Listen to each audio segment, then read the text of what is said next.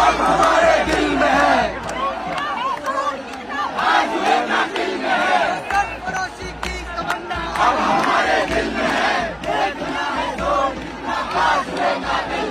तो बोल रजा दी हल्ला बोल हल्ला बोल, हल्ला बोल, मुट्ठी तान के हल्ला बोल हल्ला बोल, हल्ला बोल, पेपर लीक पे हल्ला बोल हल्ला बोल, हल्ला बोल। भ्रष्टाचार पे हल्ला पुलिस प्रशासन हाय हाय पुलिस प्रशासन हाय हाय नोटिस पे भगा रहे हाय हाय पुलिस प्रशासन हाय हाय पुलिस प्रशासन हाय हाय चलो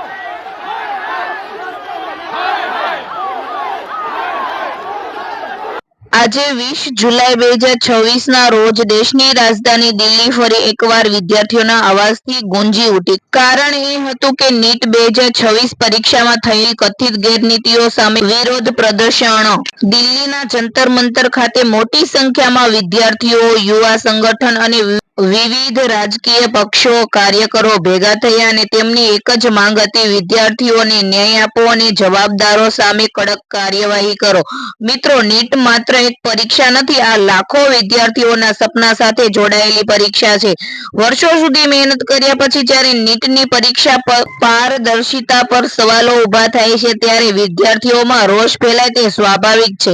આજના વિરોધમાં વિદ્યાર્થીઓ સરકાર સામે અનેક પ્રશ્નો ઉઠાવ્યા. તેમનું કહેવું હતું કે જો પરીક્ષામાં ગેરરીતિ થઈ હોય તો તેની સંપૂર્ણ તપાસ થવી જોઈએ અને જવાબદારો સામે કડક પગલાં લેવા જોઈએ.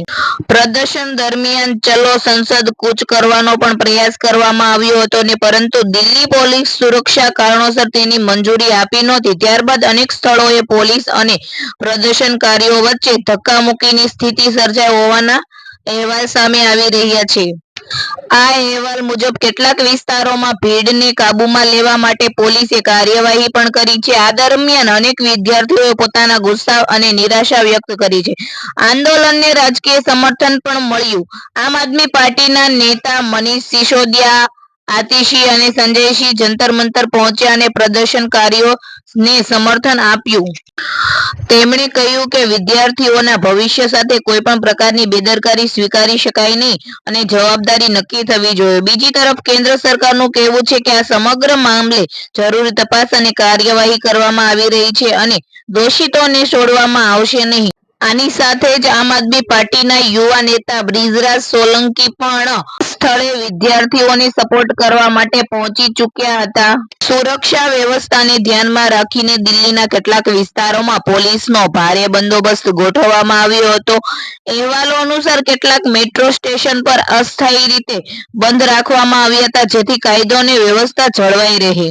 આ સમગ્ર ઘટનાએ લાખો વિદ્યાર્થીઓને માનસિક તણાવમાં મૂકી દીધા. ઘણા વિદ્યાર્થીઓએ વર્ષો સુધી મહેનત કરી હતી અને તેઓ ઈચ્છે છે કે પરીક્ષા વ્યવસ્થા સંપૂર્ણપણે નિષ્પક્ષ અને વિશ્વસનીય રહે. હવે સૌથી મોટો પ્રશ્ન એ છે કે દેશમાં સૌથી મોટી પ્રવેશ પરીક્ષાઓમાં વિદ્યાર્થીઓનો વિશ્વાસ કેવી રીતે પાછો લાવવામાં આવશે?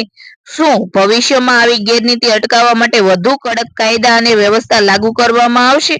શું સરકાર આ જવાબદારી લેશે અને શું જવાબદારી નક્કી કરીને યોગ્ય કાર્યવાહી થશે? આ મુદ્દો માત્ર એક પરીક્ષાનો નથી પરંતુ લાખો વિદ્યાર્થીઓના ભવિષ્ય, સપના અને દેશની શિક્ષણ વ્યવસ્થાના વિશ્વસનીયતા સાથે જોડાયેલો પ્રશ્ન છે. આ સમગ્ર મામલે તમારો શું અભિપ્રાય છે? શું તમને લાગે છે કે પરીક્ષા વ્યવસ્થામાં વધુ મોટા સુધારાઓની જરૂર છે? આવી જ અપડેટ્સ માટે અમારી ચેનલ જાગૃત નાગરિક ગુજરાત રાજકારણને ફોલો કરવાનું ભૂલતા નહીં અને એક લાઈક વિદ્યાર્થી માટે જરૂરથી કરજો. જય હિન્દ મિત્રો.